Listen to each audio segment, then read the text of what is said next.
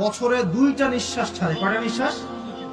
একটা নিঃশ্বাস গ্রীষ্মকালে যখন প্রচন্ড দাবদাহ চলে, ওইটা হচ্ছে জাহান্নামের নিঃশ্বাসের ফসল। ওই প্রভাবে পৃথিবীতে এরকম দাবদাহ চলে। এই সায়েন্স বিশ্বাস করবে? করবে না। ওর বিশ্বাসের আমার যায় আসে না। আল্লাহ পাক বলেছেন সত্য, রাসূল বলেছেন সত্য। আরেকটা হচ্ছে শীতকালে যখন প্রচন্ড ঠান্ডা, তখন শীতকালে জাহান্নামের এমন একটা জায়গা আছে যেটা কিন্তু শীতল জায়গা। জাহান্নামের পুরো জায়গাটাই কিন্তু আগুন নয়, এমনও জায়গা আছে যেটা কি খুব শীতল। ওই শীতল অংশ শ্বাস ছাড়লে এই যে পৃথিবীতে সেই এই শীতের একটা প্রভাব চলে আসে, প্রচন্ড ঠান্ডা শৈত্যপ্রবাহ চলে আসে। এটা হয়তো অনেকে বিশ্বাস করবে না, মনে করবে যে ধর্মান্ধ কথাবার্তা। হাদিসে আছে নবী সাল্লাল্লাহু আলাইহি ওয়াসাল্লাম বলেছেন, কে সত্যবাদী? এই পুরো সভ্যতা না রাসূল সাল্লাল্লাহু আলাইহি ওয়াসাল্লাম?